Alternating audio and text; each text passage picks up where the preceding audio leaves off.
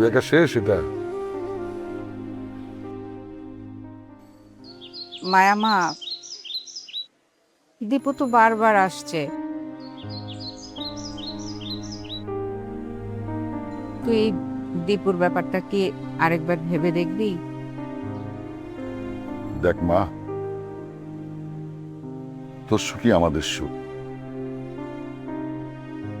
তোর সিদ্ধান্তের উপরে আমরা কখনোই কোনো কথা বলি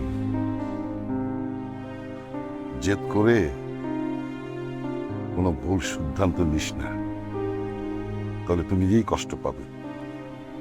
আমি বলি কি, দীপুর বিষয়টা আবার ভেবে দেখ। আমি আমি দীপুর সাথে কথা বলে এটা ম্যানেজ করব। কোন মুখে তুমি বাবা বারবার আবার দীপুর কথা বলো? যেই ছেলে হলুদের দিন বিয়ে ভেঙে দেয় তাকে আমি বিয়ে করবো?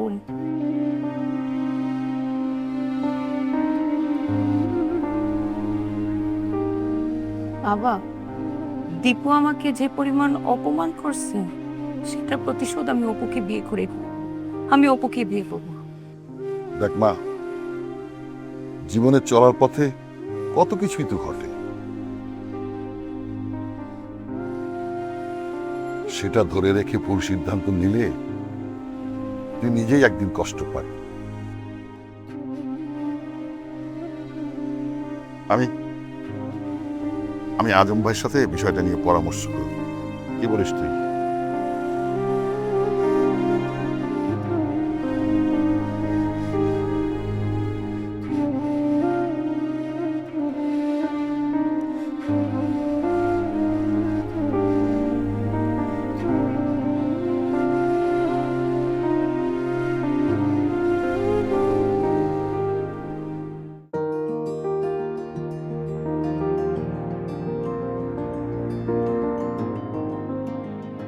ভাইজান, জি, আসসালামু আলাইকুম ভাইজান। বাসা ঠিক মতো পৌঁছেছেন? জি জি ভাইজান, পৌঁছেছি। ভাইজান, আমি বলছিলাম কি, যেহেতু দুই পরিবারের মধ্যে একটা ঝামেলা হয়ে গেল, আবার সমঝোতাও হয়ে গেল, তাই বিষয়টা ঝুলিয়ে না রেখে একটা সিদ্ধান্ত নিয়ে নেই। দেখলেন না আজকে কত বড় একটা কাণ্ড ঘটে গেল। আসলে হ্যাঁ, আমি রেডি আছি ভাইজান। এখন গেলে আমরা দুজনে বসে একটা তারিখ ফিক্স করে ফেললেই হয়। আলহামদুলিল্লাহ, আমিও রেডি আছি। আপনি অপু বাবাজির সাথে কথা বলে দিনক্ষণ ঠিক করে আমাকে জানান। জি জি, আচ্ছা, আপনি চিন্তা করবেন না, আমি খুব তাড়াতাড়ি একটা সুরার ব্যবস্থা করছি। আচ্ছা, ঠিক আছে। আসসালামু আলাইকুম।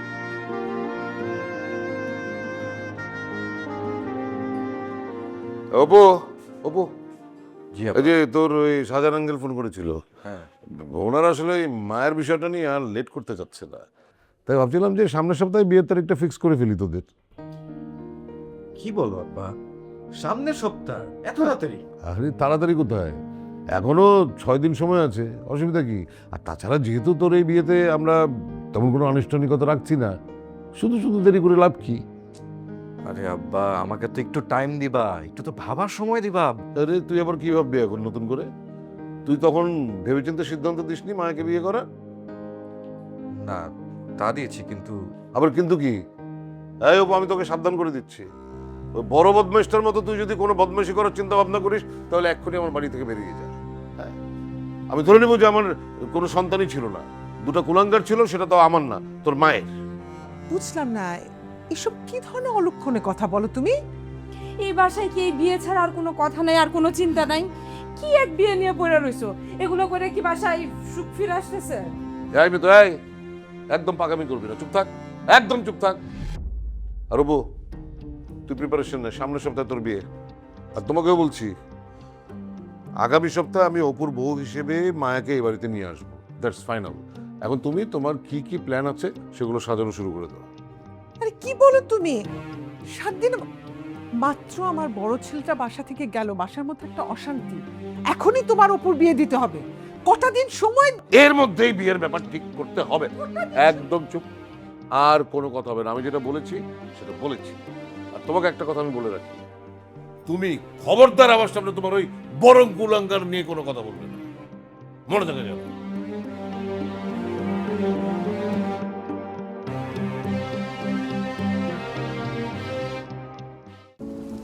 প্রকৃতিতে পদ্ম বা কচু পাতায় শিশির কিংবা বৃষ্টি দেখেছেন? এই পাতায় হাইড্রোফোবিক আবরণ থাকায় ভেতরে পানি প্রবেশ করতে পারে না। তেমনি শাহ সিমেন্ট ওয়াটার শিল্ডের অ্যাকোয়াসিল টেকনোলজি কাঠামোতে হাইড্রোফোবিক আবরণ তৈরি করে ভেতরে পানি প্রবেশ করতে দেয় না, ফলে আপনার স্থাপনা থাকে সুরক্ষিত। শাহ সিমেন্ট ওয়াটার শিল্ড, বৃষ্টি ও ভূগর্ভস্থ পানি থেকে সুরক্ষা।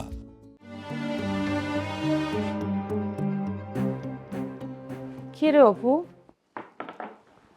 আমি কেমন জানি তোর কথার মধ্যে একটা সন্দেহ সন্দেহ গ্রাম পাইতেছি। তুই কি আবার দীপু ভাইয়ের মতন পোল্ট্রি মারবি নাকি? তোরে আমি কি বলবো রে? আব্বা তো আমার কোনো কথাই শুনে না, যা বলি কোনো কথাই শুনে না। ব্যাপারটা আমি যেভাবে হ্যান্ডেল করতে চাইছিলাম, পুরা জিনিসটা এখন এলোমেলো হয়ে গেছে রে, পুরা। আমি এভাবে চাই না হ্যান্ডেল করতে ব্যাপারটা। এখন আমার মাথার মধ্যে একটা এক্সট্রা প্রেশার, একটা এক্সট্রা স্ট্রেসটা আমার পক্ষে কঠিন হচ্ছে না আরে। বুঝতে পারছি। আমগো গ্রামের বাসায় একটা কথা আছে, অল্পতেই পাকলে বাস, বাস করে ঠাস ঠাস। তোর অবস্থা তো সেম এরকম হইছে। আচ্ছা, তুই কি করতে চাইতেছস? তোর প্ল্যান কি? তুই মন খুইলা সব কিছু আমার একো দেখি, আমি তোর জন্য কিছু একটা করতে পারি কিনা। তুই আমার জন্য করবি? তুই তুই উর্মি, তোরা সবাই তো আমার পিছে লেগে থাকিস যাতে আমি পদে পদে বিপদে পড়ি। দেখ আমার অবস্থা। আরে না, সব বিপদ কি আর এক সমান হয়? এটা অনেক সিরিয়াস একটা বিষয়। তুই আমার একটা সত্যি কইরা কথা কত, তুই কি ওই মায়া মাইয়ারে বিয়ে করতে রাজি কি রাজি না? আরে আমি তো না করি না রে, সমস্যা তো ওইটা না। সমস্যা হচ্ছে আব্বা আমার তো পারলে এখনই বিয়ে দিয়ে দেয়, আর আমি বিষয়টা নিয়ে একটু সময় চাচ্ছি, একটু সময় দিতে চাচ্ছি। এই সময়টা আমাকে কে দিবে? আমি তোর লগে একদম একমত। অবশ্যই তোর সময় নেওয়া উচিত। বিয়া কি 2 দিনের খেলনা? তোর অবশ্যই উচিত খুব ঠান্ডা মাথায় চিন্তা ভাবনা কইরা দেখা। তোর যদি চিন্তা ভাবনা কইরা মনে হয় যে তুই মায়ারে বিয়া করবি, তাহলে করবি। আর যদি তোর মনে হয় আমি কেন এই মায়া মায়ারে বিয়া করতে যাবো, পরিবারের এই টানা পড়নে পইরা আমারই কেন মায়ারে বিয়া করতে হইব, তাহলে তুই মন খুললে আমার সাথে শেয়ার করবি। আমি নিজে তোর হইয়া মামার সাথে ফাইট দেব, ঠিক আছে? ঠিক আছে। এখনো মন খারাপ করে আসছ কেন? এই বাড়ির যদি কোনো মানুষ তোর পাশে না থাকে, আমি মিতু সারা জীবন তোর সাথে আসব। কি রে ভাই, হাস একটু। এখনো মন খারাপ করে আসছ কেন? হাস না ভাই, একটু হাস হাস হাস। ওরে আমার বাইরে কি কিউট লাগতাছে।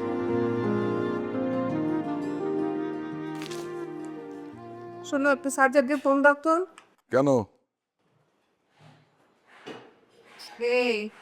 আমাদের মেয়ের যে এই সপ্তাহে বিয়ে, সেটা ওকে জানাতে হবে না? ওর তো বিশাল ব্যবসা, সেগুলা গুটিয়ে আসতে তো দেরিও হইতে পারে। মা,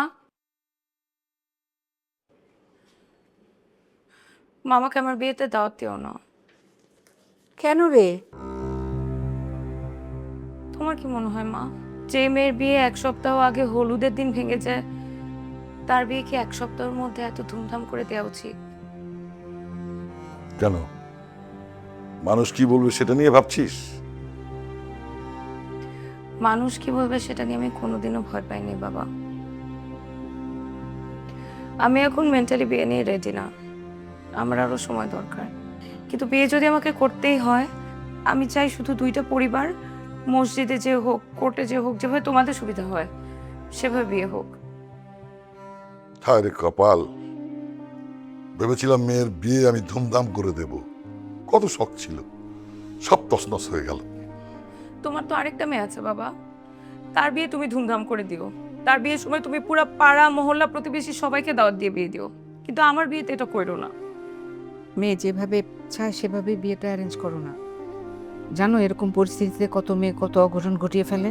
আরে আসতে বল, শুনে ফেলবে তো। ময়না, এই ময়না, উহ রে, কি ব্যথা। খালাম্মা কিছু লাগবো? না রে, এই মাথাটা ধরেছে, একটু মাথা টিপে দে তো। আল্লাহ, আপনার আবার কি হইল? আপনার তো প্রেশারের সমস্যা, মনে হয় প্রেশার বেড়ে গেছে। খালুরে কল দিব, ডাক্তারের কাছে যাইবেন? ময়না একটু চুপ থাক, তেমন কিছু হয় না, মাথাটা টিপে দে ঠিক করে। কি রে ময়না, কি হয়েছে মামির? দেখেন না, কপাল ঘেমে গেছে, মনে হয় প্রেশার বেড়ে গেছে। মামি, তোমার একটু টক কিছু আইনা দেব? কিচ্ছু লাগবে না, এ তোর খালু কইরে। খালু তো একটু আগে বাইরে গেল, কল দিমু আইতে কমু? কিচ্ছু করা লাগবে না। এই তো আমাকে একটা কথার উত্তর দে। অপুর সাথে মায়ের বিয়ে হলে কি সব ঠিক হয়ে যাবে? শান্তি ফিরে আসবে? শান্তি ফিরে আসবো কিনা জানি না, তবে আমার মান সম্মান বাইচা যাইব। তুই পরিবারের মান সম্মান রক্ষা করতে হইব মানে। মান সম্মান বাঁচাতে গিয়ে আমার বড় ছেলেটা যে বাসা থেকে বেরিয়ে গেল, তার কি হবে? আমি শান্তিও চাই, মান সম্মানও চাই। বড় ছেলেটা আমার কি করছে, কি খাচ্ছে, কোথায় আছে, কিচ্ছু জানি না। আচ্ছা, তোকে তো মাঝে মধ্যে ফোন করে, তুই একটু বুঝিয়ে শুনে বাসায় আনতে পারবি না? ঠিক আছে মামি, আমি কালকেই দীপু বাইরে ফোন দেবো, ফোন দিয়ে তার সাথে দেখা করবো। কিন্তু মামা জানলে তো অনেক রাগ করবো। আরে জানবে না তো, চুপি চুপি যাবি, কেউ জানবে না। আর জানলে কি হচ্ছে? আমার ছেলেটা বাসা থেকে বের হয়ে গেছে, এখন ছেলের সুখে কি আমি পৃথিবী ছাড়া হব? তুমি এসব কথা মুখে এনো না তো, আমি আছি না, আমি তো তোমার মেয়ের মতো। তুমি আমার উপর ভরসা রাখো, তুমি আমাদের যা যা যেইভাবে বলবা আমি সব কিছু ওইভাবেই ব্যবস্থা করব। তুমি একদম চিন্তা করো না। এই ময়না, যা মামির জন্য একটু তেঁতুল গোলাই নিয়ে আয়।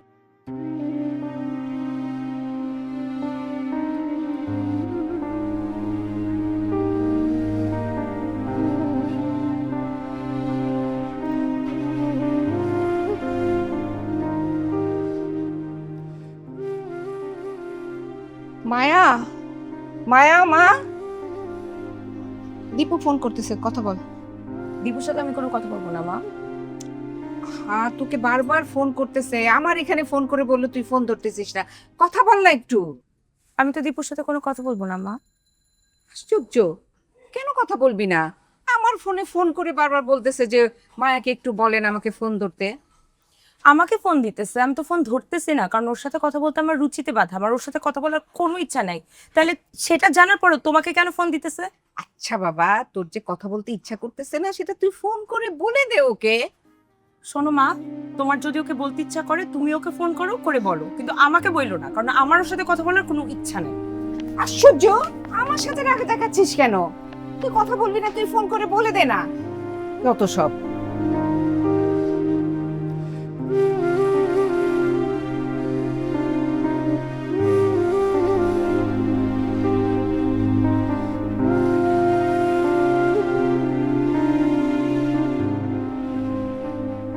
হ্যালো, হ্যালো অপু, তুমি কই?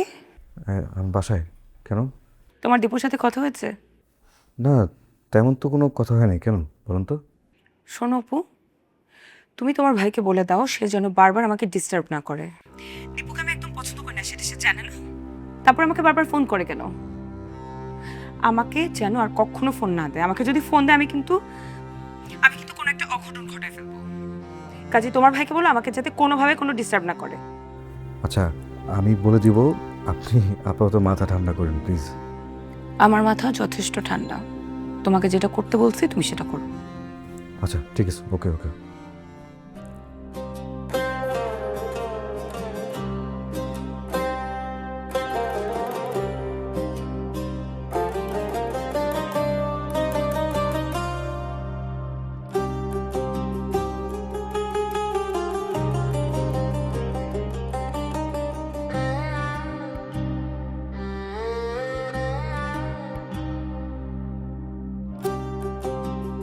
সরি জান, আমি জানি আমি তোমার অনেক কষ্ট দিয়া ফেলাইছি। হেই বেবি, তুমি সরি বলো কেন? এটা কি সরি বলার বিষয়? তুমি আমারে বারণ করছো বলেই না 2 দিন তোমারে ফোন টোন দিছে না। এই 2 দিন তোমার আমি কত মিস করছি, মিস করতে করতে শুকায় গেছি আমি। আরে আমার সোনা রে, এই জন্যই তো আমি তোমার এত ভালোবাসি। চলো এখন একটা জায়গায় যাইতে হবে বাবা। কোথায়? কাজী অফিস? আজকে কি আমাদের বিয়ে? তাহলে আমার 2টা বন্ধুরে ফোন দেই, সাক্ষী দিতে হইব না? দূর, তোমার আমার বিয়ে কি কাজে অফিস হইব? তুমি আর আমি বিয়ে করবো বড় একটা রিসোর্টের মধ্যে ধুমধাম কইরা। তুমি কি আর পার্লারে সাজবা, আমি পার্লারে সাজমু। কিন্তু তোমার আমার বিয়ে তো এত সহজ হইব না গো। কেন বেবি, কি করতে হবে? তোমার আমার বিয়ে দিতে পারবো শুধু একটা মানুষই আছে। কে? আমার একজন বড় ভাই আছে, তার সাথে তো এখন দেখা করতে যাইতে হইব। তোমার বড় ভাই কেন? তোমার বাপ মা, খালা খালু, চাচা চাচি, ফুপা ফুপু যারই বলবা তার সাথে দেখা করবো। দরকার হইলে গ্রামে গিয়ে তোমার যে দাদা মারা গেছে সেই দাদার কবর জিয়ারত করে হইলো, তার সাথে কথা বইলে হইলো আমি বিয়েটা তোমাকে করবো। কই যাইতে হইব, কখন যাইতে হইব, এটা খালি তুমি আমারে কও। বলে একটু ওভার কল দাও। খারাই আছো অচেনা রাস্তায় 3 চাকা রিকশায় মুখোমুখি। তুমি কি জানো এই ঢাকা শহরের কাপড়রা আসলে কিসে চড়ে, কোথায় গিয়ে ডেট করে, এ ব্যাপারে তোমার কোনো ধারণা আছে? তুমি তো গ্রাম থেকে আসছো, বুঝতেছো না। এই যে ঢাকা শহর, ঢাকা শহরের কাপলদের জন্য এটা একটা বিরাট ট্রেডিশন যে তারা রিক্সা দিয়ে ঘুরবে, হাতে হাত ধরবে, চোখে চোখ রাখবে। চলো আমরা এখন রিক্সাতে যাবো। এই মামা, চলো চলো চলো চলো চলো।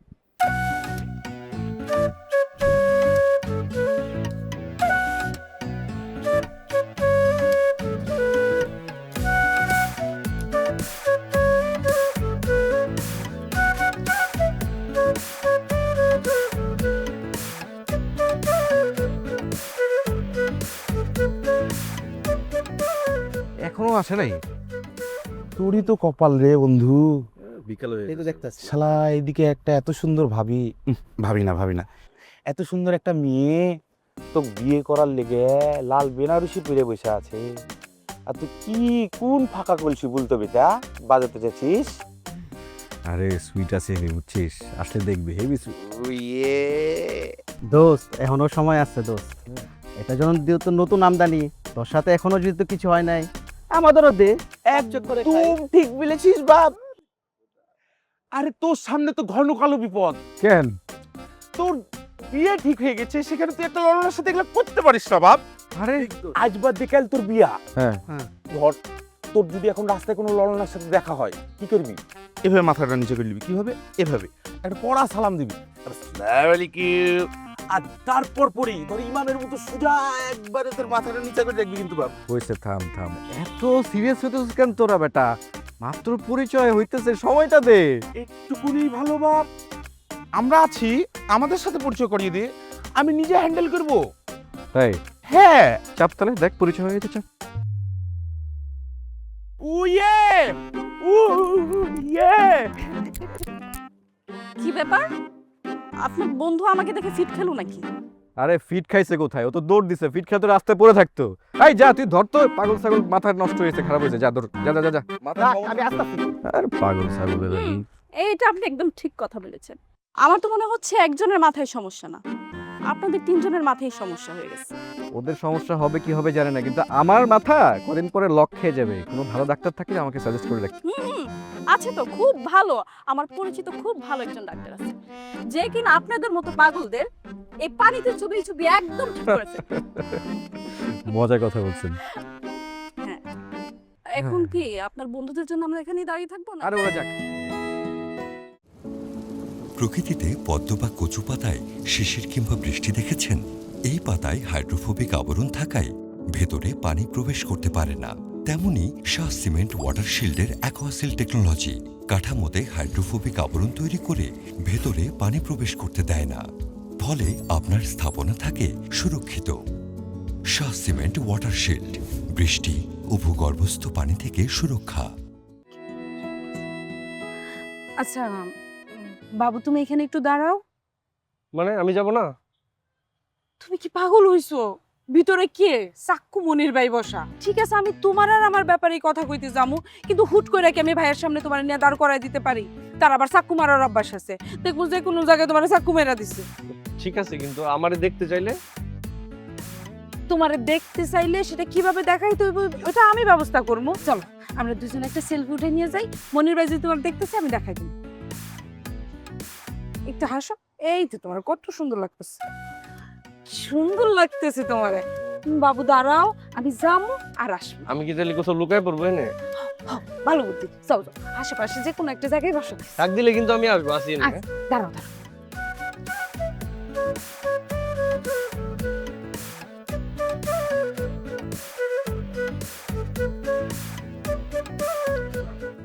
যা হবার তা তো হয়েছেই।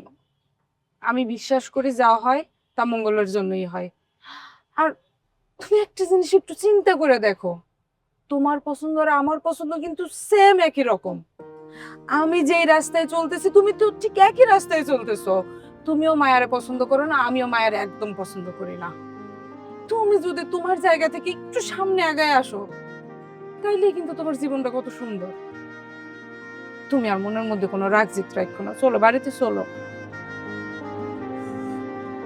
না রে, আমি আর ফিরবো না। ওই বাড়িতে আমার আর কোনো জায়গা হবে না। আর অপু যেহেতু মায়ের প্রতি একটা মনস্থির করেই ফেলেছে, ওরা ভালো থাক সেটাই আমি চাই। দেখ, মায়া ভালো মেয়ে। আর অপুকে বল যে লাইফটা একটু সিরিয়াস হতে, এবার ওদের জন্য আমার সবসময় শুভকামনা থাকবে। তুমি কি পাগল হইছো? তুমি অপুর বড় ভাই, তোমার একটা দায়িত্ব আছে না? যে মায়ারে তুমি পছন্দ করো না, আমি পছন্দ করি না, তা বাড়ির কেউ পছন্দ করতে পারবো না। আর এই মায়া কিন্তু আমগো বাড়ির বউ হইতে পারে না। তোমার উচিত তুমি এই মুহূর্তে বাড়িতে গিয়ে উপরে বুঝাও, উপরে কও এই চিন্তা ভাবনা থেকে দূরে থাকতে। দেখ, বাড়ির বড় ছেলে হিসেবে আমার বাবা মা আমার জায়গাটা কখনোই দেয়নি। এখন আমার নতুন করে গিয়ে কাউকে কিছু বোঝানোর বলার কিচ্ছু নেই। আমার আসলে কিছুই বলার নেই আর। তুমি একবার তোমার মার কথা চিন্তা করো। মামি তোমারে কি পরিমাণের ভালোবাসে, তোমার জন্য একদম অস্থির হয়ে আছে। আমি কি তোমারে কম ভালোবাসি? আমি কতটা অস্থির হয়ে আমি আইসা পড়ছি তোমারে নেওয়ার জন্য। তুমি আর আর জিদ করো না তো, চলো বাড়িতে চলো, বাড়িতে গিয়ে তুমি ওপরে বুঝাও। আবার যাবো না রে, জোর করিস না। সবাই যার যার মতো ভালো থাক, আমাকে একটু আমার মতো থাক। আমি তো চাই তুমিও ভালো থাকো। তুমি আমি আমরা একসাথে থাকলে আমরা ভালো থাকবো। তুমি বাড়িতে চলো। না রে, তো আমি যাবো না। আর ওকে জোর করিস না সব নিয়ে।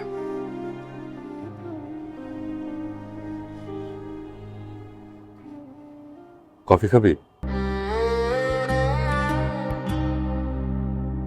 চাওয়া থেকে পাওয়া ফাল্গুনি হাওয়া, ফুল ফোটে ফের ঝরে যায়। সময়ের বাঁকে কেউ ছবি আঁকে, কেউ পায় কেউ হারিয়ে যায়। এই মায়া, এই টান, এই অভিমানী গান খোঁজে তবু ভালোবাসা বারে বার। এই মায়া, এই টান, এই অভিমানী গান খোঁজে তবু ভালোবাসা বারে বার। এই শহরে পরিবার, এই শহরে পরিবার, এই শহরে পরিবার। আব্বার কাছে ভালো সাজতেছিস আর আমাকে ভিলেন বানাচ্ছিস। কি বলো তুমি? তোমাকে ভিলেন বানাচ্ছি আমি? তুমি ভিলেন একাই হয়ে গেছো। তুমি তানিশার টাকার লোভে পড়ে অন্ধ, ব্লাইন্ড হয়ে গেছো তুমি। ভাই সাহেব, দীপু তো মায়া মামুনিকে বিয়ে করতে রাজি হয়েছে, বলেছে যে বিয়ের সব ব্যবস্থা করতে। আলহামদুলিল্লাহ। বলেন কি? দাঁড়ান, এক্ষুনি মায়াকে আমি বিষয়টা জানাচ্ছি।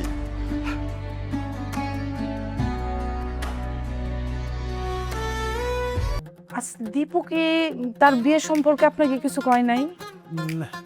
না না, আমাদের তো কিছুই জানায়নি। যদি জানাতো তাহলে তো আমরা একটা গ্র্যান্ড পার্টি করতাম, তাই না? আফটার অল উনি আমাদের অফিসে একটা বড় পজিশন হোল্ড করে আছে, আমরা তো একটা ওয়েলকাম পার্টি করতেই পারতাম। আমি যদি ভুল না করে থাকি, আপনি কি মিসেস দীপু ম্যাডাম? এতক্ষণ লাগলো আপনার এই ব্যাপারটা বুঝতে। ঠিক আছে, তো আমি আপনাকে কি বলে রাখবো, ম্যাডাম না ভাবি? আরে ভাই, আমি কি আপনাকে অফিসের কেউ? আমার ভাবি বললেই আমি অনেক খুশি হব। নেন তো চা খান, চা খান। আপনিও নেন প্লিজ। এই মায়া এই টান এই অভিমানী গান খোঁজে তবু ভালোবাসা বারে বার। এই মায়া এই টান এই অভিমানী গান খোঁজে তবু ভালোবাসা বারে বার। এই শহরে পরিবার